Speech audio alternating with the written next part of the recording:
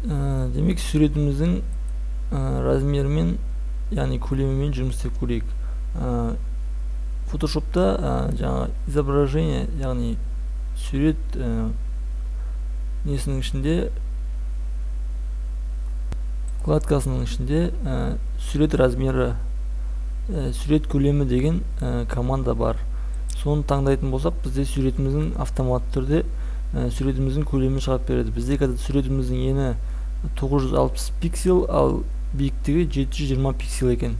Және де бұл суреттің размерін, көлемін өзгертетін болсақ, жай ғана бұл жерде біз мысалға 560 енін 560 пиксель қылатын болсақ, 560 пиксель деп өзгерте саламыз.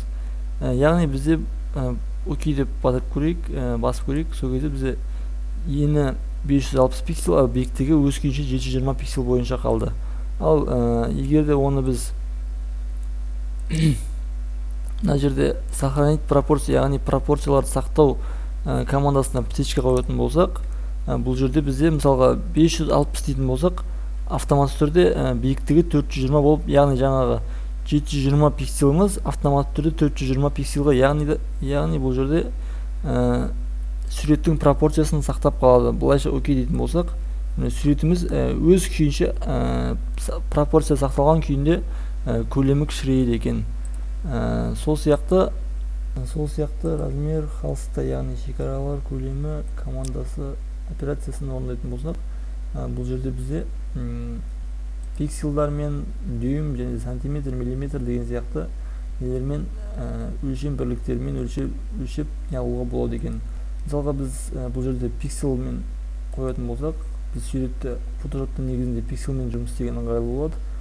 Пикселді таңдап, және де 30 пиксел, еніне 30 пиксел, және де биіктігіне де 30 пиксел қосатын болсақ, яғни относительно суретке қатысты деген неге птичка қоятын болсақ, және де бұл жерде түсіміздің жаңағы шекараларының, жақтауларының түсін таңдауға болады екен. Мысалға мына жерде негізгі түс, фон түсі, яғни ақ, қара, және де градация серого, қоңыр түсті таңдауға болады екен. Біз мына жерде қазір ақ түс таңдап қоя салайық. Окей дейтін болсақ, бізге суретіміздің шекараларын мынандай 30 пикселға, сол жақта 30 пиксел, оң жағы 30 пиксел, жоғары төмен бәр жағында 30 пикселдан бізге жақтаулар шығарып береді екен. Сол сияқты суретімізді бұлайша вращение изображения, яғни суретті айналдыру 180 градусқа 90 градус, сағат тілі бойынша 90 градус, сағат тіліне қарсы 90 градус, және де произвольно өз қалағаныңызша өзгертуіңізге болады. Және де горизонтал бойынша айналдыру, және де вертикал бойынша айналдыру деген командалар бар екен. Соларды бірлеп орындап шығайық. Мысалға 180 градусқа айналдыру десек, суретіміз 180 градусқа автоматты түрде айналады екен. Сол сияқты 90 градус сағат тілі бойынша айналдырды, бұлай қарай.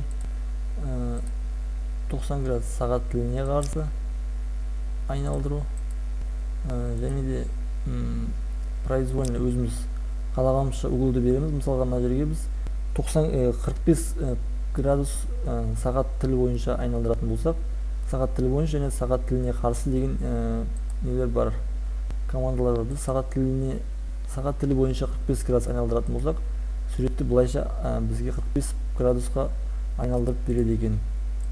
Сол сияқты мына жерде горизонтал бойынша суретті бұлай қарай